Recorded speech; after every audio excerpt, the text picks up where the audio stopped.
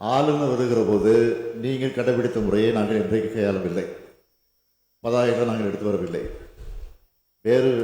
வேறு சபை கூட்டம் நடக்கிறது தான் நாங்கள் தெரிவித்திருக்கிறோம். அதற்கே எங்கள் மீது நடவடிக்கை எடுக்கப்பட்டிருக்கிறது. எனவே பதாகைகள் வந்ததற்கு நீங்கள் தவறு செய்திருக்கிறீங்க. அதுதான் சுட்டி காட்டுகிறார். எந்த காரணத்தை கொண்டு நீங்கள் வாபஸ் வர வேண்டிய அவசியம் இல்லை. இதுதான் என்னுடைய கருத்து.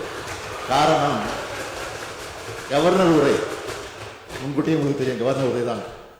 கவர்னர் உரை நடக்கிற போது நீங்கள் பதாகைகள் வந்து தவறு, சபை நடக்கிற போது சபைக்கு பதாகைகள் வந்து தவறு என்பது சொல்லி எங்கள் மீது நடவடிக்கை எடுத்திருக்கீங்க. உரிமைக்குள்ள அனுப்பிச்சு நடவடிக்கை எடுத்திருக்கீங்க. நான் சபாநாயகர் கேட்டுக்கொள்ள விரும்புவது, பதாகையோடு வந்திருக்கக்கூடிய உறுப்பினர் மீது நீங்கள் என்ன நடவடிக்கை எடுக்க போவீர்கள் என்பதை.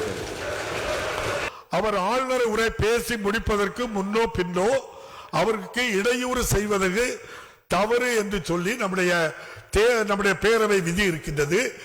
உட்காருங்க. என்னங்க நான் பதிலே சொல்லக்கூடாதா? பேரவை தலைவரை அழைத்து வந்து ஆளுநர் உரையாற்ற எழும்பும் போது நீங்கள் பதாதையோடு வந்து அவருக்கு எதிர்ப்பு காட்டினால் அது அரசுக்கு எதிர்ப்பு என்றால், நம்முடைய மாண்புமிகு அமைச்சர் பெருமக்கள் யாராவது ஒரு கருத்து சொல்லும் போது நீங்க எதிர்த்தா ரைட்டு. ஆளுநர் உரையாற்றிருக்காங்க, ஆளுநருக்கு எதிராக இல்ல நாங்க அப்படிங்கறத வலுவா பதிவு பண்ணு நீங்க விரும்புற நீங்க பிறகு எதுக்கு ஆளுநர் இருக்கும்போது பதாதையை காட்டீங்க? இல்ல உட்காருங்க, நான் முடிச்சிருந்தேன். இல்ல